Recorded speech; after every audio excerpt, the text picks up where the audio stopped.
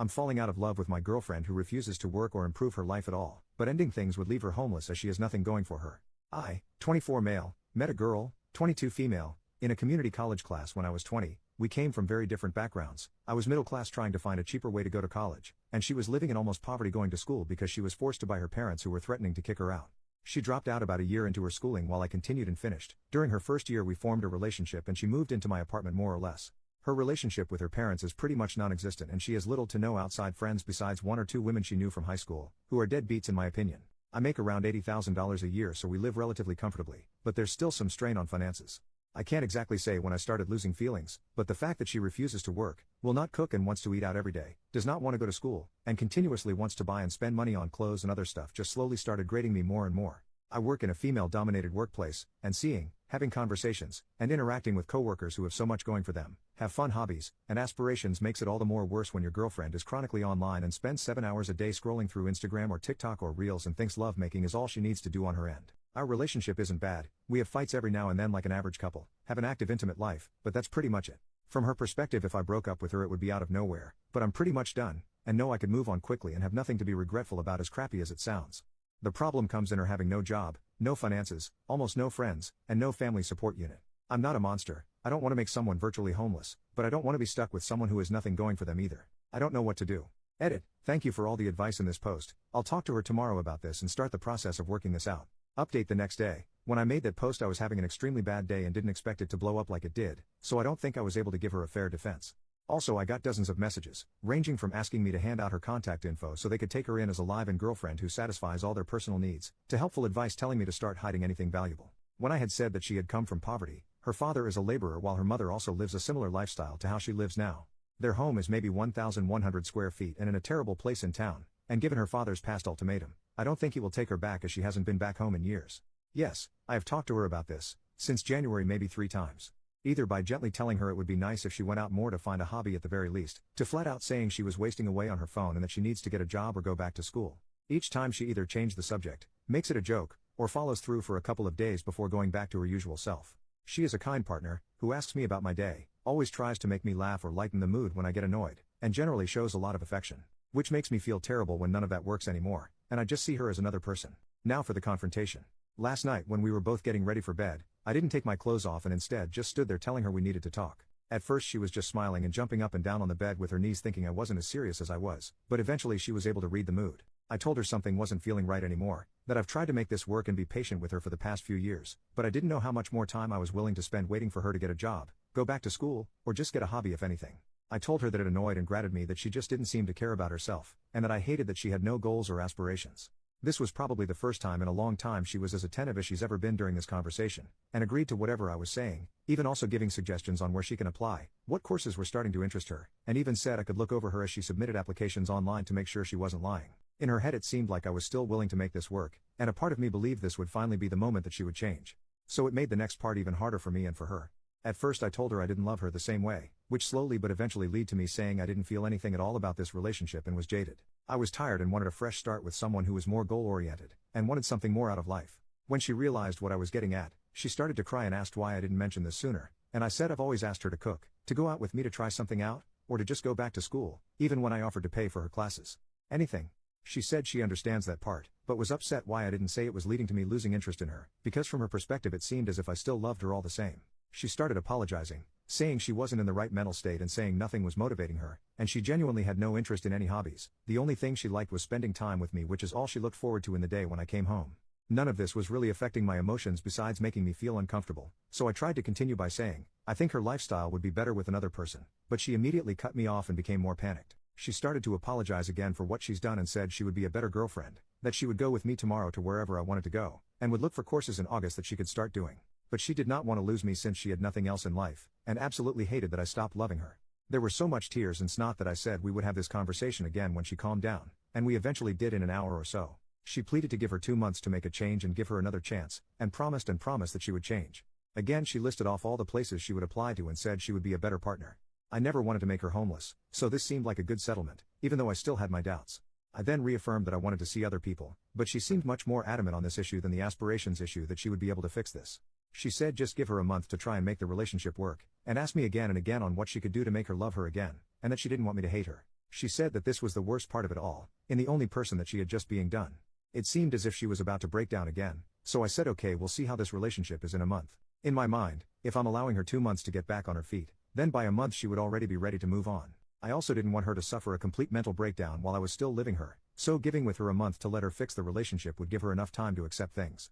I slept on the couch last night, and will probably continue doing so for a while. She came out at about 3 a.m. wanting to talk some more, but I said I was exhausted and we would do it tomorrow. She then slept on the floor beside me for the rest of the night, apologizing again. When I told her to stop, she silently said okay and sobbed for a bit under her blanket. But that's everything that's happened so far. This was one of the hardest things I've ever had to do, but I regret nothing and feel much better letting everything out. I don't know how this situation will be in 2 months, but I was firm that it was the deadline. This post will probably get buried, so I probably won't do another update since I don't think anyone will care about this in a week or a month, but I will definitely private message those of you who have been helping me through this on how it turns out, or those who just want to be updated. But yeah, thanks.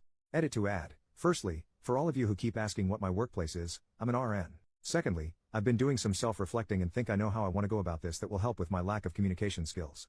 I know I'm not a perfect person, but I still stand by my decisions I made that night 100% through and through. Update 3 days from the original. Hello. I have a partner who wants to start taking an interest in baking. She's a bit self-conscious and doesn't like asking or looking for outside help, and I'm kind of clueless in the subject, but I want to be able to find a resource to give some help for her. Are there any YouTube playlists or something similar you would all recommend to get started for someone who has little experience cooking as well?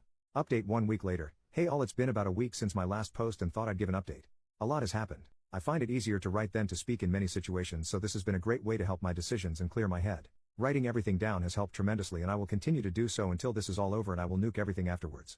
After the night confrontation, we didn't really speak all too much at home, with it being dry and awkward for a day or two, but I have been told I'm a workaholic by nature, so it was easy for me to stay at the hospital as a distraction. But in that time she did start to cook again. We weren't in the mood to go out to eat together. Eventually though, I sat down with her after she asked for a more thorough conversation on why I felt our relationship was failing. She promised not to cry or get upset, but wanted me to be 100% upfront so she had a better way of understanding, stating she wanted to try everything to fix this. I was really apprehensive about this, and I can't really explain why, but given being together for 4 years, I wanted to at least make an effort myself out of respect, even though a large part of me was angry for even doing so, as I feel I've never had the same from her. There have been many different camps in my last update, the main ones being kick her out immediately and leave her before it gets worse, try to find a way to fix our relationship, or end the relationship altogether but continue living with someone who would probably become absolutely neurotic. If I was going to let her stay for 2 months, I would absolutely not be dealing with that. I took consideration in all these main advice discussions and read through almost every reply, even the most assumptive, bizarre and downright unhinged Redditor takes. More importantly, I took heavy influence of those who have shared with me their past stories, which either led to them being stuck in loveless relationships for years or eventually being able to overcome their problems and have an even stronger connection. Thank you again for your private messages. I read through a lot of your lives. Now for our conversation. She said she saw something on TikTok where couples put a phone on a table with a timer and wanted to do something similar, for each person to air what made them upset. I said that was dumb. If we were going to talk about our problems, it would be better if there was no time limit. She eventually agreed and said I could go first, asking me first when was the time that I completely lost my love in her. As I said before, it was never one action, but a grating feeling that got worse and worse until it got to this point, and I told her that, so she then asked when was the time I felt the most angry. I said it would take some time to think for me, and she said that was fine. After a few minutes something came to mind. I couldn't formulate the right words at first, but it eventually just started to come out. I told her the worst time was when I was first starting at my hospital. To keep it short, the tempo was brutal. It was constant work with little to no downtime, as I was constantly learning new things that school would have never taught me, while being expected to be able to handle it as a professional. It was without a doubt the most stressed I've ever been, and I feel like other RNs can relate here. That year hardened the way I think now. That hard work does pay off, if you have the drive and the passion. I told her I think that was when I started losing feelings the fastest, seeing her at home doing absolutely nothing. Coming home to no food made, to her not working a job, to her not learning anything, completely stuck to the internet with nothing to show for it. I said it made me even more upset when I had given suggestions for jobs with pretty easy schedules, or to find a new interest in school that would pan out better than last time, only to be rejected at my every attempt. I told her flat out that it disgusted me. She asked me why I didn't make this a bigger issue at the time, that I should have communicated this to her, but I said there's some things that shouldn't have to be said. I shouldn't have to remind her to wash her butt, eat, do something other than mindlessly scrolling on her phone for hours at a day, every day. I also told her that after coming home from the hospital during more stressful days, the last thing I wanted was to spend my time begging my girlfriend to do something productive, so I held my tongue and settled, as she was still nice and caring. I had no other reasons to end it, and so the resentment grew worse from then on. It was around here that I became more mean to my regret now, but I will still input it as I have everything else. I told her that when she dropped nursing, I was upset since I felt that she was more than capable of doing what I had done. But after spending more time in the relationship, and spending more time getting to know her, I knew that with the type of person she was, there was no way she could have ever finished. Which is why I suggested easier and more laid-back jobs, less demanding majors for school. Shoot, even if she just cooked or found an interesting hobby at that point, I would have appreciated it. Still, she chose to do nothing for years. It's just the type of person she was and why I felt done for her romantically over time. She asked me if I hated her, and I said I didn't know.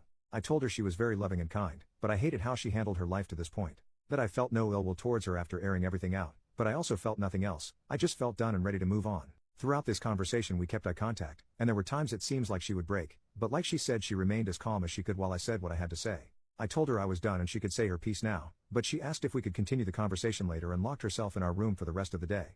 The next day we sat down again and finished the conversation. She told me that she thinks she's depressed, saying that she didn't feel sad before that night, just had no motivation of doing anything. I had a couple of messages telling me to ask her to get tested for ADHD, but when I started bringing it up she was very adamant that is not something she felt comfortable with. I knew she didn't like needles or going to the hospital in general, but her flat out refusing to get tested for disorders when I told her it was not at all like a regular hospital visit surprised me. She asked me if she was able to change in her behaviors, would I give her another chance? I said I didn't know, as I felt nothing right now and didn't know if her doing it would bring any feeling back, especially since it took my breaking point to do so. She asked if there was any compromise, and I told her again, if in a month I felt like there was enough reason to stay together I would, but that there was no guarantee that my feelings would return, but I would match any effort she also put out. She was frustrated by my answer, but I said that's how it would be. She gave me a piece of paper to look at that she was working on last night that had a list of hobbies and interests she wanted to look into, the two major ones being photography and cooking again. She told me that she was looking into these while also showing me her phone, giving proof that she was putting in applications on Indeed and Glassdoor for some entry-level positions that she might get hired in. I told her if she was able to show enough passion or interest in these hobbies that she showed, I would not care about her working, just anything to improve herself. But if she didn't do anything at all, then it would be best to look for a new job to help her if she moves out. I've also been asked in private messages if I have any personal friends to talk to. There's two female coworkers I confide some information in given how many hours we work together at our hospital, and who I completely trust as in my opinion they are extremely grounded. They both said I would eventually get love bombed and this would all go back to how it once was, and that I needed to stand firm with moving on. They're very helpful friends who have even offered to let me stay over for a few nights, giving the reason that I would fall for her manipulation if I continued being anywhere near her in their own words. But it didn't feel right since I'm still technically in a relationship, but I said I would consider it if the situation worsened. But again I find them grounded, so I always try to take their advice to heart. Despite numerous messages from you all privately or openly telling me that this will be a mistake, I want to make the attempt to give this one last try. Though I feel heavily closed and guarded and still feel indifferent with our current situation. But a lot of you have told me this can eventually change with enough work from both parties. I have also taken the advice of those saying to cut off lovemaking, which was my intention from the start anyway, by continuing to sleep in the living room. But each day she has been sleeping on the floor right below me even when I tell her I'd rather be alone with my thoughts, telling me this is something she would not accept. But that's everything so far. Next update will probably be at the month mark as there's nothing else I feel like I need to say for now. Just waiting to see if things can get better now that we're working on this somewhat.